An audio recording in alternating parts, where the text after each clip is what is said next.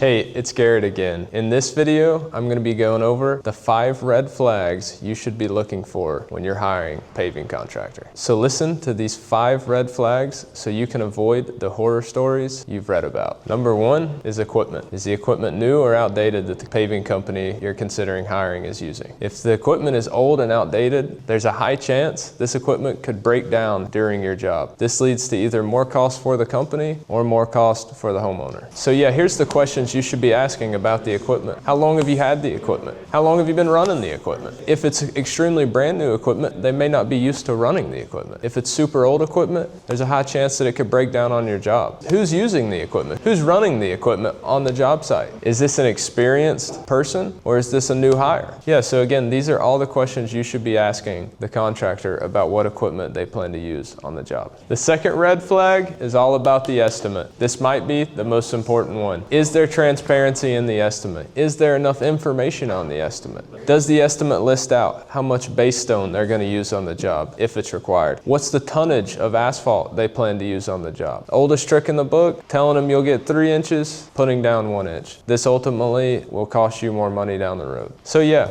on a typical quote from Hyder Paving, what you'll see is a labor breakdown, a material breakdown, an equipment list breakdown. Any other necessary things within the quote that will be required on that job, we list out. That way our pricing is fully transparent. You see exactly what is going to arrive on the job the day of. The estimate is important, but I can say one thing and do another. So make sure you keep watching to see the other red flags. Third red flag, the crew. Listen, first thing you should be considering after you've moved through the estimating procedure, who's going to show up to do the job? Who's going to deliver on now what they said they would do? Here's some questions I would ask if a company was coming to pave my driveway. How long has your foreman been running a crew? How long have they been in the paving business? How long have they been running the equipment? Yeah, so has the guy been on the thing for 3 months or has he been on the thing for 30 years? Okay, this is going to make a huge difference. Problems can come up. This guy will be able to solve them instantly on the spot. Otherwise, there's delays. These problems hold up the job. The asphalt gets cold. When this happens, the quality will definitely decline. So now on to how many guys are going to show up. How many people should you expect on your property the day of the job? Is the company understaffed or maybe they're overstaffed? Maybe too many people show up on the job. But chances are not enough people show up on the job and this puts strain on the crew that is there. Now quality becomes an issue. They're overlooking things because they've got to make sure the job is completed so they can get paid. So if the company you're considering hiring for the job says they have less than 5 people that plan to show up, that means some of these people are going to be doing multiple things. You can be good at many things, but you can't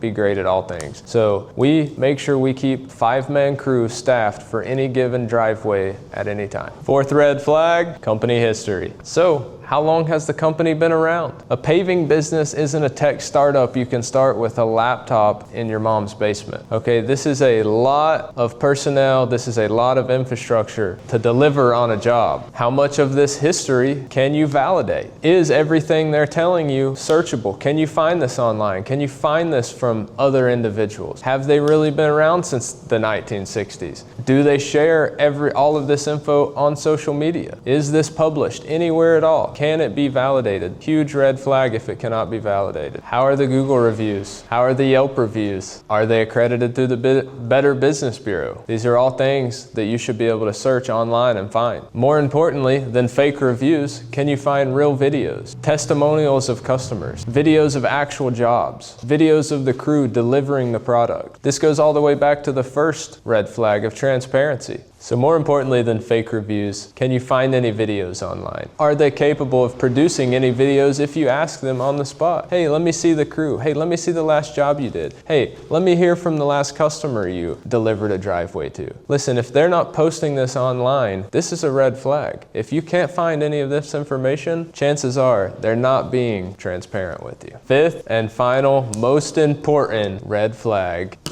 transparency. Listen, biggest question with this one, 1 to 10, what are you rating the company on transparency? 1, they're completely shady. 10, they show you everything. So let's recap. 1, how transparent are they about the equipment? Maybe you ask a question regarding the equipment. They're like, hey, listen, we have the best equipment. That's pretty vague. I wouldn't say that's transparent. If they're like, hey, we use a Weiler P265. It's a 2025 model. The guy's been running it since we bought it new back in 2025. We use it every day. We've ran a couple thousand tons through this. You see the difference? That's where transparency matters. 2, the quote. How much information is laid out on the quote for you to make an informed decision? Are you still questioning things after you look at it? This is a red flag. Number 3, the crew. Are there any videos of the crew working? Are they telling you, when you ask the questions, hey, how long has the crew been working? Hey, do you do background checks on your company? Hey, how many guys are gonna show up at my house the day of the job? Are they answering these questions, or are they just kind of being vague about it? Number 4, company history. Can you validate everything they've told you? Can you go online and find reviews that back up what they say? Can you go online and see videos of the company actually working and producing? Can you find any other client testimonials? And this ties all back into number 5. Is the company being transparent? If they're not being transparent and they feel the need to hide something, this is a major red flag and you should stay away from them. Hey, so thanks for watching this video. Now that you're equipped with all these questions you should be asking your contractor, you can get your asphalt project finished with no nightmare stories and have the driveway of your dreams. My company wants to help you get the driveway of your dreams. It doesn't matter if you have drainage issues, no driveway at all, you've gotten 25 quotes from other contractors. My team of estimators is waiting to come out and give you any information so we can make sure your driveway turns out perfect. If you haven't scheduled your on-site consultation with their team of estimators who would love to come out and talk with you, make sure you click the button below the video and you'll have priority access to get on their schedule. I look forward to seeing you on your driveway.